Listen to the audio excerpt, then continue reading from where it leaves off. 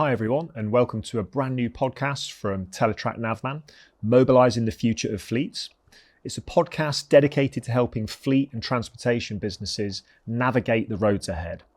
I'm Barney Goffer, Product Manager for Fleet Energy Solutions at Teletrac Navman, and joining me today is a leading global authority on the subject of EV, Special Advisor to the UK Government and founder of Zero Carbon Futures, Professor Colin Heron.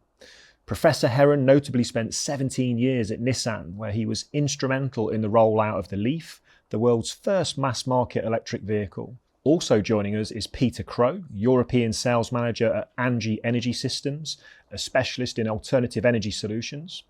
Peter has worked within the compressed natural gas industry for 40 years in development, service and sales roles, and across markets including Europe, Asia and North America. Good to have you with us, gents. So today we're going to be discussing mixed energy types and the various arguments around them. Now, according to last year's IEA report on the World Energy Outlook, it predicts that 2030 will see the peak for each of the fossil fuels. So what are the alternatives? Colin, I'll come to you first with this one. The IEA predicting that electrification will dominate transportation. Is that a fair statement, or are there likely to be alternatives out there? There will be alternatives, and there has to be alternatives. I think the reason that electric vehicles are being seen as dominant now is policy setting this. And the vehicle makers have to make a call because it takes so long to develop a platform and so long to put the supply chain in. They've had to basically pick a winner and one that they know. So in the short term, I think it's going to be heavily electric. But we all know combine harvesters and other vehicles, there are going to be exceptions. If we think about heavy duty transportation, and Peter, maybe you want to come in here and talk to alternative energies and where you see the market playing a part in the energy transition as well. So the market is moving fast. Certainly within the last 5 years, we've seen a huge uptake of different vehicle technologies becoming available and available to the open market. If we went back 5 years ago, even a fleet manager would make a simple decision. The fuel is either going to be gasoline or diesel. Today it's a more complex market, and one that has to be considered even from board level down. Once upon a time it was just delivering goods was the key. Now it's meeting other criteria such as saving carbon, being able to demonstrate that to their shareholders. So of the different technologies that are out there today, there is certainly natural gas in the form of CNG or LNG. Hydrogen is rapidly developing alongside using cleaner liquid fuels. And there will be different fuels for different applications, which I think we've already mentioned. So when you touch there on those alternatives, they're often described as scaling technologies. What are the barriers that they've got to overcome? So carrying sufficient energy on a vehicle to do a day's work is one of the challenges that's out there. Diesel, if you've got a diesel tank, to carry the same amount of energy in CNG form, it's going to be 4 times the geometric volume. Make that LNG, it's half the size. But then you've got the consideration of how to get the energy to the point of sale. Yeah. And that's another consideration. And who's going to actually manage that? Sure. What about cost? Where does cost come into this as well? Because from everything that we read in the press and according to industry experts, electrification seems to generate a reasonable and sensible return on investment. Where are the alternative energy markets in relation to cost, and how can it compete with EV? Well, that's another rapidly changing area. If we consider natural gas delivered through a pipeline, that's certainly comparable with diesel, and possibly there is a saving to be shown as well. The other fuels are developing, and I don't think we can actually put a price or a cost to them today. But one thing we do know is that fleet operators are driven by cost. Margins are very tight, and so they have to have a solution which is economical to operate. Yeah, absolutely. Could I throw something in on this, which might sound very strange, but electricity, the pricing of electricity varies. The price of diesel during the day doesn't, okay? At night, there is a lot of surplus electricity. Just for instance, we might see all of our HGVs moving to night movement, where the electricity could be almost free. Yeah, absolutely. I think this is something we wanted to get onto later on in the podcast in terms of the different business models that might exist, particularly if you think of the energy you've got in a battery like cash in the bank, you can probably start making that work for you. So there's revenue generation opportunities through electrification, right? And the other thing which is the legislation of what is determined as a zero emission vehicle. Mm-hmm. That is going to drive decisions, not costs as well. It's got to be both. So if an HDV has to have zero tailpipe emissions, there's only two alternatives.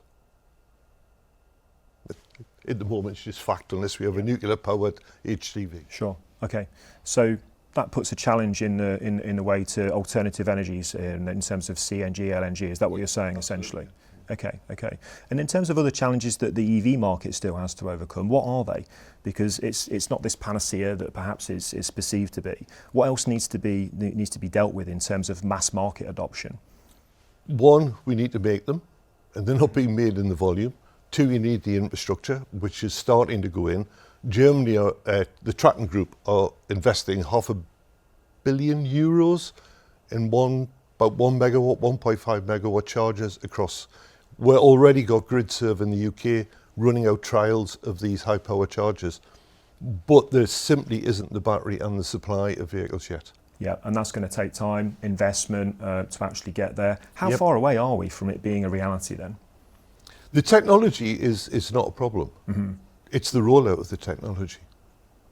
Yeah, and then in relation to the same question, Peter, really, in relation to alternative energies, if we think about the parallels here and the challenges of distribution and infrastructure, where is the alternative energy market for that? Maybe there's some use cases or examples you'd like to talk to. So I think I'd like to bring one issue up first, which is commonly confused, and that's global warming concerns and tailpipe emissions.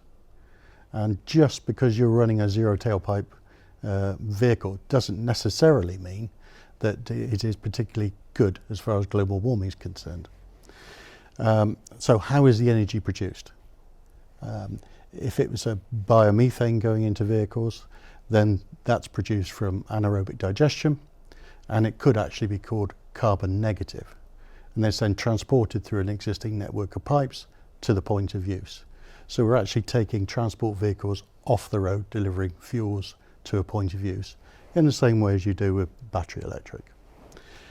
But that will never be as clean as perhaps a hydrogen vehicle or a battery electric vehicle. So they're different. The next challenge, of course, is if you're looking at hydrogen vehicles, is getting hydrogen, clean hydrogen, to the point of use. And there are different models being looked at around the world, either by transporting it in a liquid form or a gaseous form. And then once you've got it to the point of sale, then transposing that into the vehicle is a relatively simple thing to do. It's technology that we're currently using for the CNG market that is just adapted for a different fuel. Sure. So we're saying the production process here for green hydrogen is actually one of the key challenges to overcome here, right? Actually not burning coal or gas to actually produce it, using electrolyzers and the investment that's needed to go into that. Where is that in terms of solving that problem, and how scalable is it today, and what needs to happen from an investment perspective to make that a reality? The big problem with hydrogen is the efficiency losses. Yeah. It's just huge, and that's the big problem. And in simple terms, if you need a wind turbine for an electric truck, you need 2.5 wind turbines for a hydrogen truck. That's the big problem. You lose so much power on it. The last time I looked at HDV registrations in the UK for hydrogen, it's 0. It's a long way behind. It's a long way behind. Yes, it works, but whether we can take the efficiency loss and the costs, they are quite expensive to service and look at. I mean, that's the view of where we are at in the UK. I think we'll get an alternative opinion on where we're at globally on this. And Peter, if you want to share something on that as well. So within Europe, there are developments to the blue corridors to introduce hydrogen refueling stations. And it's a programme which will install stations capable of delivering 3 tonnes of gas per day. So that's the start of the process. And then we've got most of the major truck manufacturers are pursuing a hydrogen product. And in North America, we are delivering refueling equipment for a major truck manufacturer who will have equipment operating within the next couple of years. So it is moving forwards. Yeah, it's just clearly behind, but there's a journey that it's on, and we're expecting to see these vehicles on the roads of Europe, the UK, the US, and well, everywhere, quite frankly. Okay. And there is the political will, both in North America and in Europe, to drive towards zero tailpipe emissions. Yeah, indeed.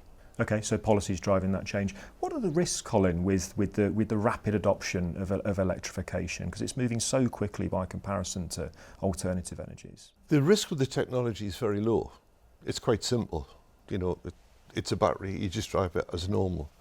I suppose the risk is that there are targets which have been set to be achieved. I think the big problem is actually having everything in place to achieve those targets when we're supposed to do it. And it's the definitions and the targets which are driving the behaviour of the vehicle manufacturers. They've also got to keep the customers happy. Yeah. And one of the things about logistics, and if we go back to the COVID era, I was speaking to one advisor at the government, and I hadn't realised in COVID the biggest fear was we wouldn't have the HDVs would stop running. The drivers would stop operating. If you have that situation, the UK collapses, Germany collapses. And it's become very, very clear, if we are setting a mandate for zero emission vehicles at a set point, if we do not have the infrastructure and the vehicles at that point, what do? We either have to go back to diesel, but we stop making them. It's not an option though, is it? Sure. So the private motorist like me, well, okay, I may have a problem, I can't, etc. But the road haulage industry is a different thing. It has to be sorted. The infrastructure, and I know the SMMT and people are really taking this seriously. Yeah, it's come up, it was in the news only recently as well, wasn't it, in terms of the missed targets that we've got for high-powered charging infrastructure being deployed at service stations along the motorway network. So there's clearly some gaps to actually close. I think, and don't quote me on this, we were at 50% of the expected target. So how do we overcome that then? What's holding us back here in terms of getting there? Here's another discussion point. Our motorway services might just happen to be in the wrong place. Mm-hmm. They're not where the power is. They were never designed for the amount of power. So the government targets and what the government's got to do is not provide lots of high power chargers at motorway services. The private sector will do that. We need the power cables there. Yeah. And that is what we need to do. We need the power cables. So whether it's we're making hydrogen at the filling stations or we're filling trucks, we need the power. And without the power, you can't hit the targets. Yeah. So it's not the infrastructure, it's not the will to put them in, we need the power. We've got the power, we just haven't got the copper. Okay, so I think the catchphrase that I hear used quite often is there's no transition without transmission. And we'll come on to that later when we talk a bit more about infrastructure as well. So lastly, on this piece here is the relationship between EV and hydrogen, and whether they actually live together harmoniously or whether the two are actually incongruous. But is there a future of where the two actually support each other in the existence of energy transition, and what is that, and how does that actually work? I think the answer to that is yes. But we don't know exactly how that will develop, because battery technology is moving at a very fast pace. And we need further development in the availability of hydrogen trucks. Yeah. Is the use case actually within storage? This is stuff that I've been reading upon, that I hear the relationship of using hydrogen to actually support the energy network from a storage and a battery capacity perspective. There is one small problem with the laws of physics, is to make hydrogen, you need energy to split the hydrogen off. You're stuck with that.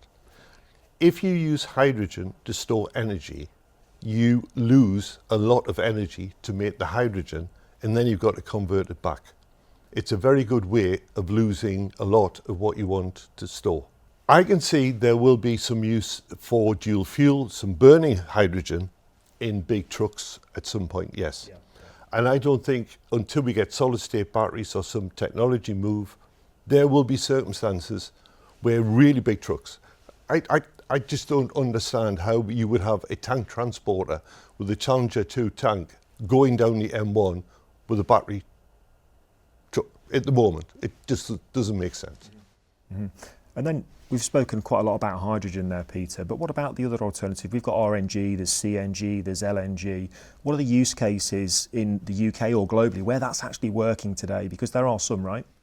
Certainly in the US and even in the UK, there are 44-ton trucks running around on CNG with a natural gas engine dedicated to operate on natural gas very efficiently and very cleanly. And it's a fuel that's available now. The technology is well proven, well demonstrated, and provides a reliable product at a reliable cost.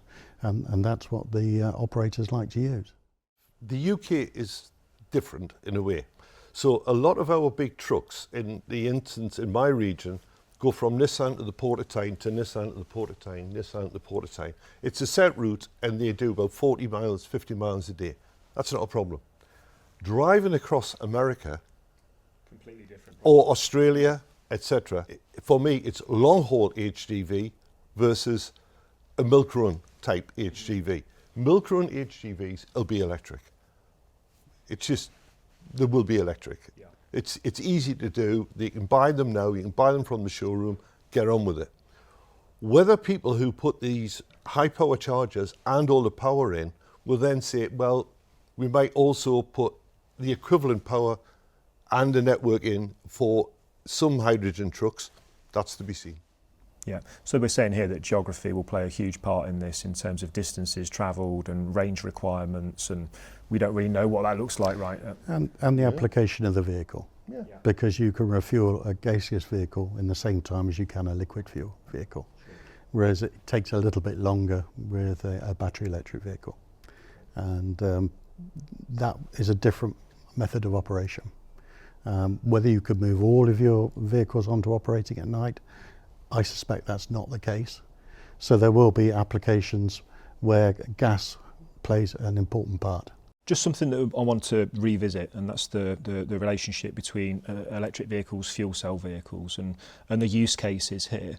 Can you tell me your thoughts on the applications, particularly within heavy duty transport, maybe off-road? What's best suited to that? Can we just use the word hydrogen as well? And Yep. we need to move to fuel cell vehicle, which is electrolyzed, produced hydrogen, which is very pure. Mm-hmm. And the other is where we're using hydrogen in a combustion mode. So at the moment, some big off-road and heavy truck engine producers are looking at burning hydrogen as opposed to fuel cell vehicles. When we go to companies like Caterpillar, Komatsu, they're saying that the small vehicles, which are potentially used in gardens or on the street, will probably be electric. Then when you move up, it could be fuel cell or it could be burning hydrogen for the application which they used. So probably with the HGVs and off-road, the answer is yes, yes and yes, dependent on the application. No, I think that's right. So range is going to be critical on some applications, and that would generally lend itself towards a hydrogen fuel cell vehicle. And the speed at which you can refuel that vehicle is likely at the moment to be quicker. So you could refuel in under 15 minutes for a 44-ton application. Right. When, if we take those examples there, when do we expect to see that being viable and widely used? Then let's take the off-road example. That seems like a sensible place to start that discussion. The one company, Komatsu, have announced the 20-ton prototype, which they're putting in the market to test. Mm-hmm. So they're already doing that. I know JCB have produced electric backhoe small vehicles. JCB are also announcing engines which will burn hydrogen, and we know Cummins are doing that. So they're in the trial phase of actually producing it. Again, there's consequences in each to the location. If you're in the middle of Africa and you try to dig a hole, is electric going to work? Probably not. So again, we're down to where is the vehicle going to be used? How much energy does that vehicle use up in a set period of time before it has to be refilled. So the trials are on the way. I've seen some really big mining equipment that's all electric, which has defied what I thought would happen. But in other circumstances, that might not be the case. Absolutely. Okay, great. Policy will finally make a decision, and cost operating will finally make the decision. But within Europe, there are decisions being made on Euro 6 vehicles. The next standard, whether that will allow carbon neutral fuels, or it'll be forced down the route of hydrogen and battery electric. The same with CO2 emissions on light vehicles and heavy vehicles. Light vehicles is already determined, heavy vehicles is yet to come, probably within 2025. And then we've got a likely change of government within Europe within the next 12 months, and that might change everything again. So we just don't know. What we do know is that we have all of those solutions available. This is what I was going to sort of sum up the conversation here, is that there's options out there. It's not necessarily one or the other. It's about finding the right use case and best fit solution for like you say, Colin, the geography and the work that's actually being done. But we will have those options in what you could call the Western world. Mm-hmm. These manufacturers also have to operate to places we've been, Central Africa. They're going to have to produce product which will operate in environments which are unique and completely different to England or in certain areas of Europe. You cannot compare the environments and the resources which are available. Yeah, indeed. I know statistically, when we look at what maybe 2050 looks like, any of the analysts seem to, clearly call out that, internal combustion engines still going to form a significant part of what we do in terms of how we move around and transport goods, regardless of how the advancements of electrification and alternative energies, impact that market. So, those alternatives are going to be around for a long time, right? I visited, I've not named the country, but it was a Central African country. The cars are 98% Toyotas. Yeah. Literally, every car, because they know how to fix them. There is no chance of them adopting an electric Toyota. Mm-hmm. The grid can just about keep the lights on. We are seeing in Africa, we're seeing truck manufacturers funding biomethane production, refueling stations, so they can supply their trucks, and that's happening today. Any closing comments, gents, on this particular topic? Feels like the future's fairly eclectic in terms of energy solutions for transportation, despite the fact that EVs are at the forefront of it at the moment, but there's certainly alternatives out there that need to be explored, right? Absolutely, and for me, I monitor what the vehicle makers are making, not what they say. Mm-hmm. So if they suddenly convert a plant, Scania converts a huge plant to hydrogen trucks, they're coming. Yeah. Regardless of what the policymakers say. The consumer will only buy what's made, right? So if it's, absolutely. Yeah, makes sense. Thank you for joining us for the podcast, and thanks to our guests, Professor Colin Heron and Peter Crow. We'll see you on the next one.